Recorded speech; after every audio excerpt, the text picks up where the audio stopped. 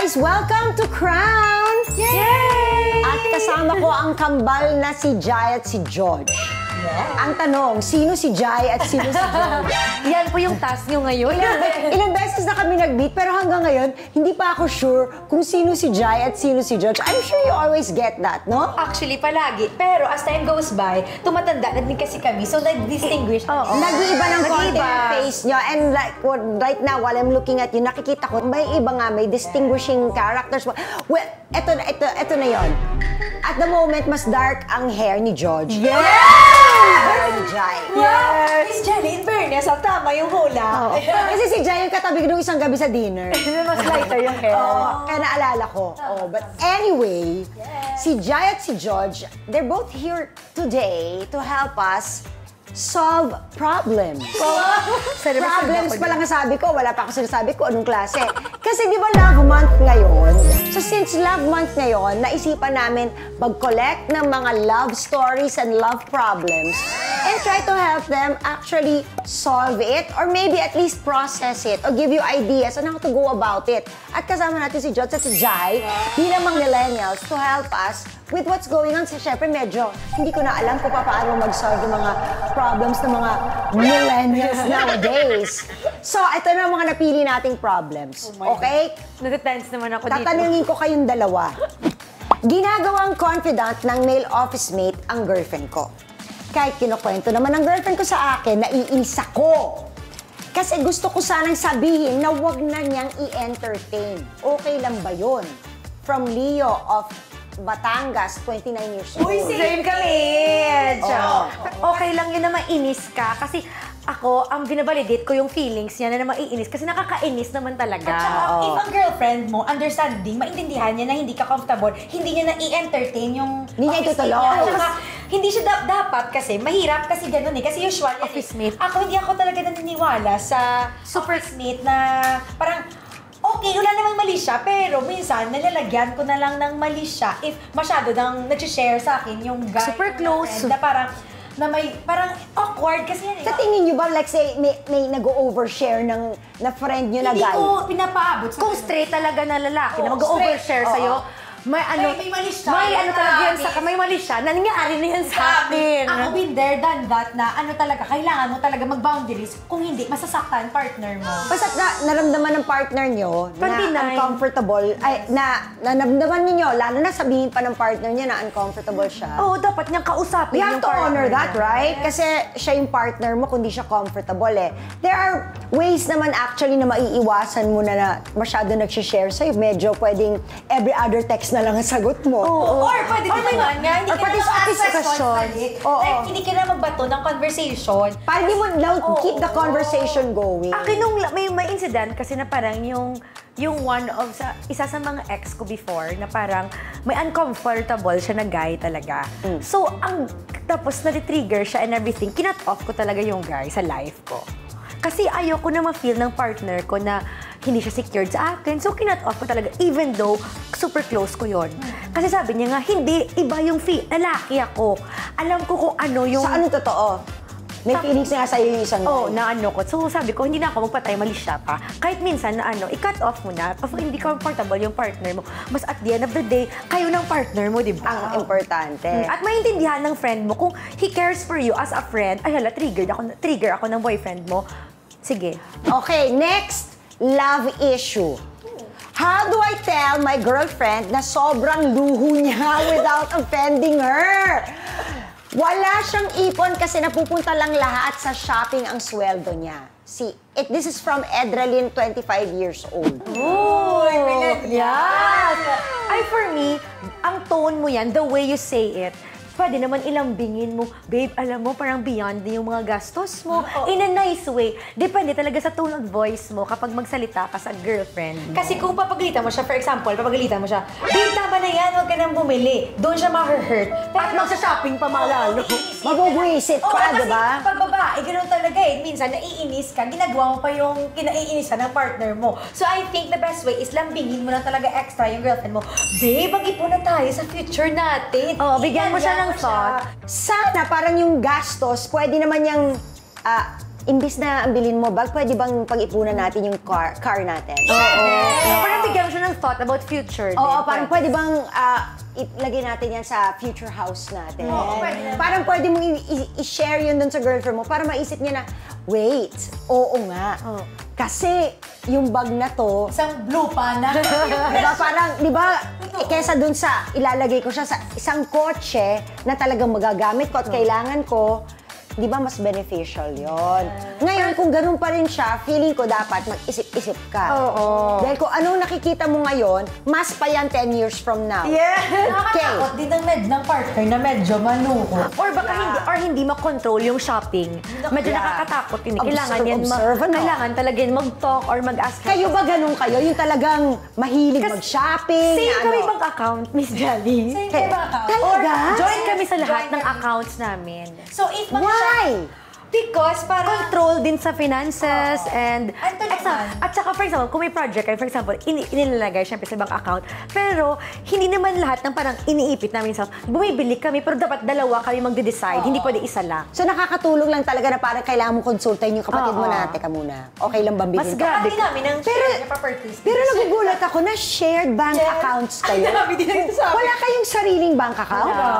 Half-half sa lahat. Half-half. na siguro. So parang malinaw pa sa sikat ng araw na whatever you get, kahit na mas malaki yung isa, mas maliit yung naipasok ng isa, hating kapatid talaga. Yes, kasi syempre kapag may work yung isa, tutulungan niya pa rin.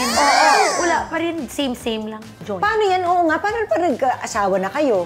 Papayag na sila. Yung asawa namin. Eh, paano kung hindi? Ay, hindi Mayaman po talaga. Hindi talaga kami. Oh, iba si Jai, ikaw? Ay, ako sure na ako. Talagang kailangan. Hindi naman. You know what I'm thinking kasi? Parang ano, syempre, yung Working hard kasi kami po, hindi kami po tamad. Yung hindi kami tamad na ba? Ang tanong ko, paano ko pag sabihin ng asawa ninyo na, teka muna, bakit shared kayo ng bank account?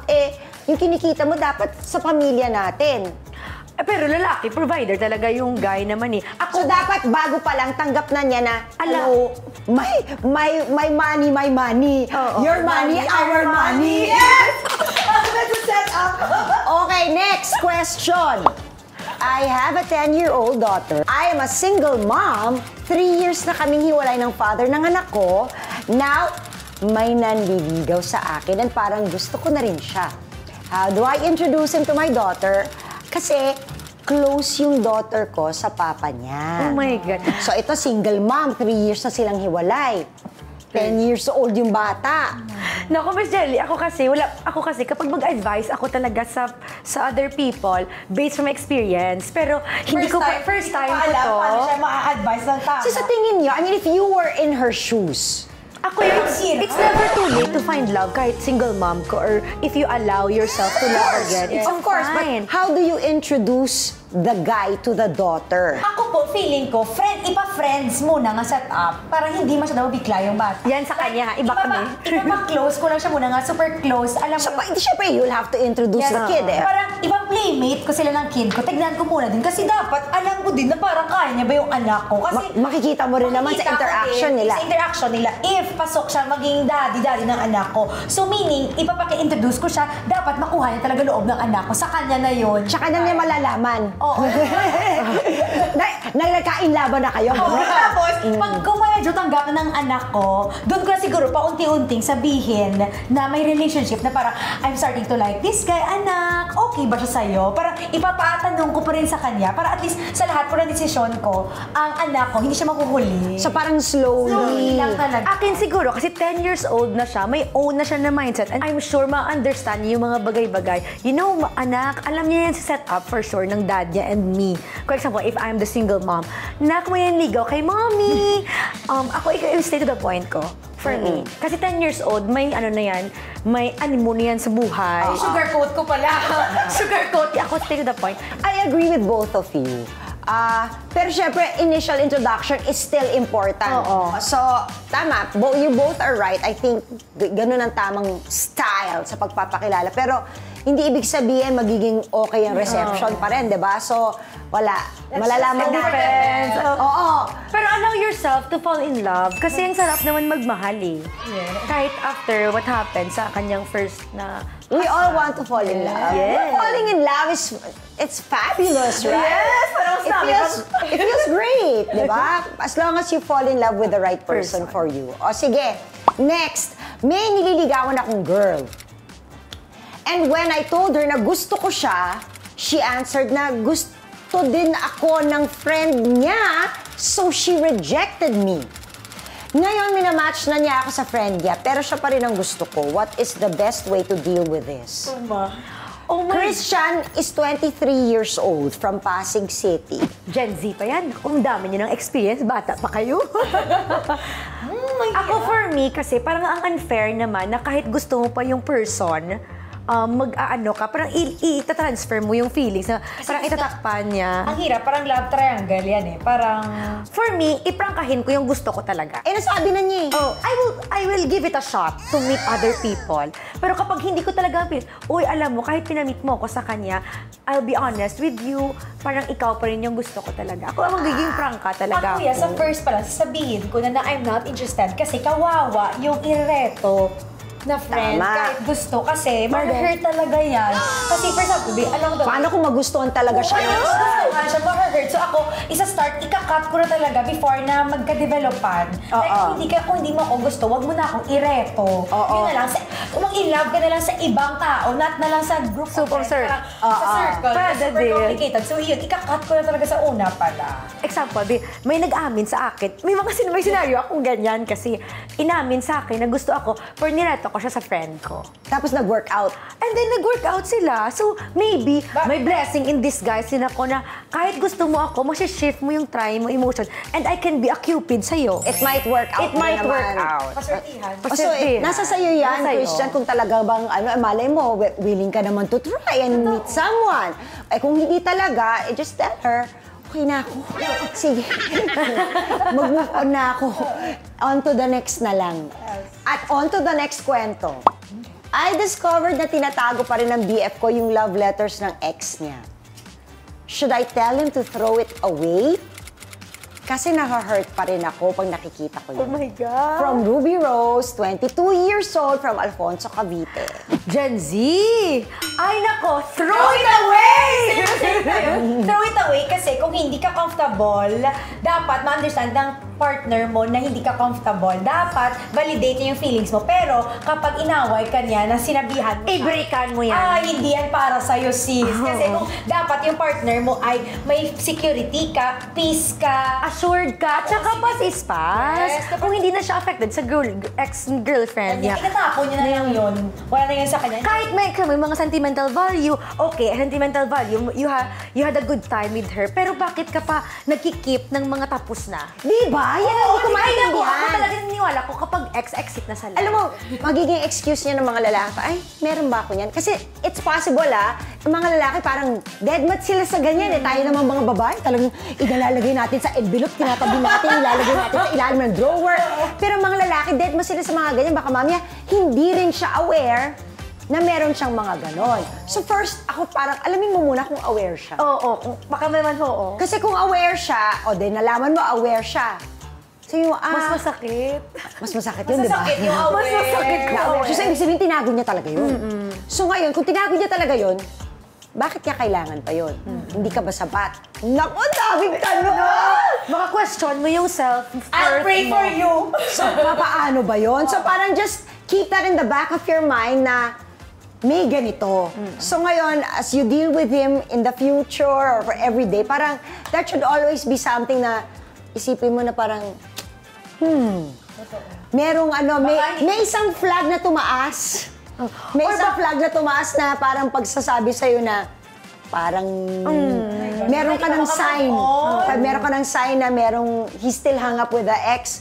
Pero naman, kapag sinabi mo sa kanya na, uy, I'm not comfortable. Actually, baka mamaya it might be a good thing. Actually. Para malaman mo na rin kung where you stand in his life, right? So parang, I found the letters. Are they still important? Kasi it's okay, you can keep it. Oh my gosh, sasabihin ko tayo. Hindi, but if he decides to keep it, it means you go. Yes. But you don't have to tell him that. Yes. Kasi parang binigyan mo siya ng ultimatum. Parang pag tinago niya yon at alam mong tinago niya yon, siguro parang, Mag-isip-isip What? na Ito sabihin parang niya, hindi- ay hala, I just skip it lang. hindi ata tayo okay, hindi tayo ubra, hindi ko kaya yan. Sige, babu. I am in a new relationship and my BF likes sending me love notes. As in old school siya. Paano ko sasabihin sa kanya na wrong grammar ang English niya? Na hindi siya mapapahiya. Morgan, 19 years old of Laguna. Uy, nako. Oh my gosh. Ako, again, tone of voice, inalambing mode, huwag kang offensive. Kasi masasaktan talaga siya. Ako ipapadownload ko siya ng ChatGPT. Babe, there's this new app. It's called ChatGPT. Nakakatulong to sa studies natin. Kasi 19 years old pa lang. I'm sure nag-aaral pa lang sila. So, no? babe, I think as in super laki ng tulong. Paano mo nga ba Kasi sasabihin? nakaka-offend. Mahirap yun Sa totoo lang, mahirap yun. Magsabi ka sa partner mo, babe, ay, ang sweet-sweet na babe, grabe, super happy. Kinikilig ka na, pero... Pero, kasi nakaka-turn off yung gaya. Ako naman ang feeling ko dyan, parang, ChatGPT na lang. girl, ngayon mo lang na-discover na gano'n. Kasi parang, di ba, nagdiligawan pa lang kayo, mararamdaman mo na yun di ba? Tapos mag-uusap kayo. Ikaw mataturn off ka sa gano'n, hindi mo na itutuloy na maging boyfriend siya Kasi feeling ko parang yung mga gano'n, hindi mo mapapakiusapan Oo, Kasi, hindi mo yan masasabihin. Maka-hurt yan. Pero, inano na lang. Love note pa kasi, example, dear babe, I love you. Sa mga exam niya. 19. okay, pwede bang Tagalog na lang, mas sweet. Oo! Or pwede, itawanin mo na lang siya na Tagalog na lang. Kasi sa mag-English. Oo, babe, parang mas sweet to babe kung Tagalog. Kasi Tagalog tayo Or kahit wag mo na ako bigyan ng love letters. Masaya naman ako sa tanggap ng love letter. After 4 years together, ito last na to After 4 years together, my BF proposed to me and I said yes. Pero recently parang I am having cold feet. Ay, normal lang po ba na may doubts ako from Marie, 28 years old of Marikina? Oh my gosh, hindi ako, to be honest, before, may nag-attempt sa akin na mag-propose. And alam ko sa self ko na hala, I'm not ready. Kapag na-feel mo ng ganyan, it's valid. Pero, syempre, kasi 28 years old ka na, parang meron ka ng, na hala pang marrying age na yan. Ako kasi way back before, 23 years old, I'm so young. Super young pa ako noon. And parang alam mo, super in love lang kayo. Pero alam ko sa self ko na hindi ako ready. So, hindi ko ako, if na-feel ko ng ganon, I said no. So, ganun, hindi siya right one for me. Pero I think sa kanya naman, experience. Pero normal lang yun na magka-cold fit. Ang gagawin niya lang siguro, malilipasan din yan. Kasi, for example, iba kasi, pag for example, kung mag-marry na talaga sila, habang naglalakad ka, mawawala na yan lahat, I think. Kung totoo na talaga, na parang nandyan na maglalakad ka, partner mo, nakikita mo sa aisle, iba na yan. Oh, yung So, I future think, niyo together. lahat ng mga iniisip niya, mawawala na yan. I think kasi 28 28, parang okay na yan for Pero mas matanda pa siya sa akin. Mas matanda tayo. Mas matanda pa siya, oo. Ano ba talaga? Sino mas Mas matanda? matanda pa kami pala, pero nakasal ka na. Say, good luck, sis. At least supportive kayo. Supportive. Ako feeling ko pa sa ganyan, bakit ka may cold feet? Nakaka-intriga talaga kami sa iyo. Bakit ka may cold feet? So, ibig sabihin parang meron kang agam-agam. It is a coin term because it happens talaga. A lot of people feel that right before getting married. I know I never did. Pero, baka mamaya, kasi when you're more mature, when you're older, mas marami kang awareness. I got married, I was 24. So, hindi ko talaga naramdaman yung cold feet. Talagang sigurado ako, this is it. Pero, wala namang kasiguraduhan sa buhay. Baka naman, isa kang sigurista, gusto mo talagang sure.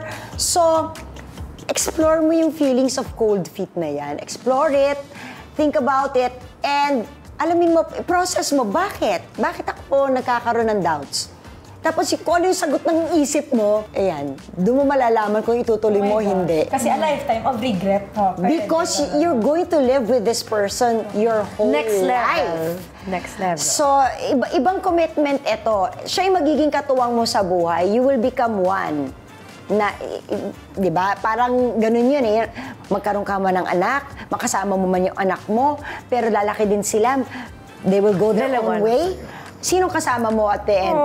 Asawa mo pa rin. So, it is really something to think about.